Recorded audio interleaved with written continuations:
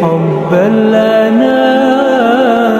হাত পায়ে অথবা বুকে যদি অতিরিক্ত লোম হয় অনেক সময় অনেকে কাটে, এগুলা কাটা বা রিমুভ করা জায়েজ আছে কিনা? এর উত্তর হলো যে মানুষের শরীরে যত লোম আছে সেগুলো 3 প্রকার। কয় প্রকার? 3 প্রকার। কিছু আছে যেগুলো রাখতে হবে, রাখার নির্দেশ করেছে। যেমন মহিলারা চুল রাখবে, কখনো চাচবে না। পুরুষরা দাড়ি রাখবে, কখনো চাচবে না। যারা মহিলারা আছেন তারা অবশ্য দাড়ি রাখা লাগবে না। কথা বুঝতে পারছেন? যারা মহিলারা আছেন আপনাদের কি লাগবে না? দাড়ি রাখা লাগবে না। যারা পুরুষ আছেন তাদের কি করতে হবে? দাড়ি অবশ্যই রাখতে হবে, এটা ওয়াজিব।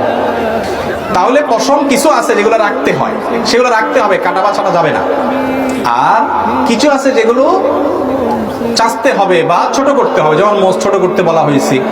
তারপরে আপনার বগলের নিচে, নাভির নিচের পশম, অবাঞ্ছিত লোম, এগুলো চাচতে বলা হয়েছে। এগুলো চাচাটাই হলো সুন্নাহ, এগুলো বড় করা যাবে না, রাখা যাবে না, চাচতে হবে। আর 3 নম্বর হলো কিছুর ব্যাপারে শরীয়ত চাচার কথা বলে নাই, রাখার কথা বলে নাই। যেমন বুকের পশম, কানের পশম, হাতের পশম, পায়ের পশম, রানের পশম, পেটের পিঠের পশম। এই পশমগুলোর ব্যাপারে ইসলামের বিধানটা কি? এর উত্তর হলো যেহেতু শরীয়ত রাখার নির্দেশও করে নাই, আবার চাচতেও নির্দেশ করে নাই, এই জন্য কোনো মানুষ যদি অসুবিধা ফিল করে, অনেকের অনেক বেশি থাকে, খুব ডিস্টার্বিং হয়, তাহলে সে যদি কাটে ছাটে কোনো অসুবিধা নাই। তবে যদি আল্লাহর সৃষ্টিতে পরিবর্তনের পর্যায়ে নিয়ে যাওয়ার অপচেষ্টা করে কোনোভাবে, তাহলে সেটা কিন্তু কোন আয়াতে আমাকে নিষিদ্ধ। বাকি এমনিতে সেটা কাটলে অসুবিধা নেই। রদ্দুল মুখতার বা ফতোয়া স্বামীর মাসআলা অনুযায়ী আদবের খেলাফ, এটা নিয়মের খেলাফ, না করা ভালো এই টাইপের আর কি। কিন্তু কেউ করে তাহলে সে গুনাহগার হবে না।